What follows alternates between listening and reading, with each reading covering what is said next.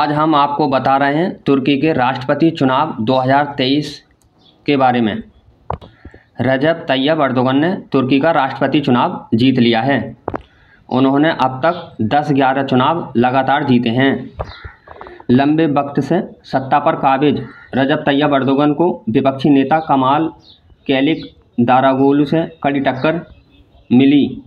राष्ट्रपति चुनाव के लिए पहले चरण का मतदान 14 मई को हुआ था, जिसमें किसी भी उम्मीदवार को 50% से ज़्यादा वोट हासिल नहीं हुए थे। यही वजह रही कि रन ऑफ दौर करना पड़ा, यानी कि दोबारा से चुनाव कराना पड़ा। आज 28 मई 2023 दिन इतवार को हुए दोबारा चुनाव में अर्दोगन ने बाजी मार ली है, यानी कि चुनाव जीत लिया है। अर्दोगन ने कुल 97% वोटों में से 52.1% और कमाल ने 47.9% वोट हासिल किए हैं। इससे पहले के चुनाव में, यानी कि पहले चरण के चुनाव में 14 मई को हुआ था, उसमें अर्दोगन को 49.4% और कमाल को 45.0% वोट मिले थे।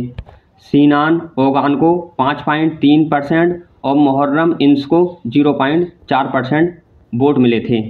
पहले राउंड में, यानी कि पहले चुनाव में 14 मई को 4-5 उम्मीदवार चुनाव लड़े थे और आज पहले और दूसरे नंबर वाले 2 उम्मीदवार चुनाव लड़े थे, जिसमें रजब तैयब अर्दोगन जीत गए हैं। इस चुनाव से पहले रजब तैयब अर्दोगन देश के कई पदों पर रह चुके हैं और सभी पद अच्छे से संभाले। 2 साल इस्तांबुल के मेयर रहे 1994 से 1998 तक और 11 साल तुर्की के प्रधानमंत्री रहे और 9 साल राष्ट्रपति रहे हैं और अब फिर तुर्की के राष्ट्रपति चुने गए हैं। तुर्की मुल्क में ही नहीं, पूरी दुनिया के मुल्कों में जहां जहां मुसलमान हैं, खास करके सभी जगह खुशी का माहौल है और सभी मुल्क के मुसलमानों की खास करके इस चुनाव पर निगाहें थीं। 600 सांसद बनते हैं तुर्की मुल्क में। तुर्की मुल्क ऐसा मुल्क है जो 2 द्वीपों में पड़ता है, यूरोप और एशिया में। तुर्की का इस्तांबुल शहर सबसे ज़्यादा आबादी वाला शहर है, जिसकी आबादी लगभग 1.5 करोड़ है। ये वही मुल्क है जहां लगभग 700 साल पहले अर्तुगरुल गाजी के परिवार का, यानी कि उस्मान गाजी ने जो सल्तनत कायम की थी, उस्मानिया सल्तनत का केंद्र रहा है। उस्मानिया सल्तनत का केंद्र रहा था अब से लगभग 700 साल पहले, जिसको ओटोमन एम्पायर के नाम से भी जाना जाता है। तुर्की मुल्क के लिए ये जीत बहुत बड़ी खुशी ला सकती है और मजबूत बना सकती है आर्थिक स्थिति से भी।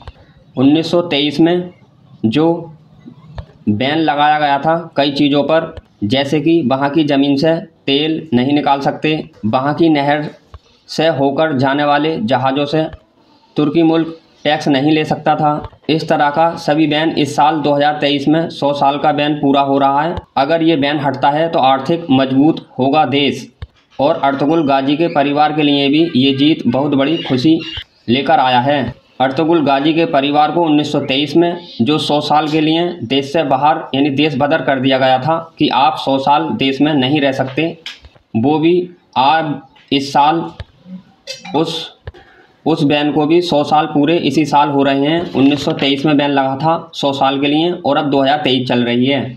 अगर तैयब अर्दोगन तुर्की के राष्ट्रपति इस बैन को हटा देते हैं तो हो सकता है इस साल अर्तुगरुल गाजी का परिवार कानूनी तरीके से तुर्की में रह सकता है और अर्तुगरुल गाजी के परिवार के लिए घर वापसी, देश वापसी होना बहुत बड़ी खुशी की बात है। और तुर्की के राष्ट्रपति तैयब अर्दोगन जी कई बार ये कहते भी देखे व सुने गए हैं कि 2023 के बाद तुर्की पहले जैसा नहीं रहेगा, क्योंकि राष्ट्रपति तैयब अर्दोगन जी पक्के सुन्नी मुसलमान हैं और ऐसा माना जाता है कि उनके जीतने से इस्लामी बातों की वहाँ नहर बहेगी।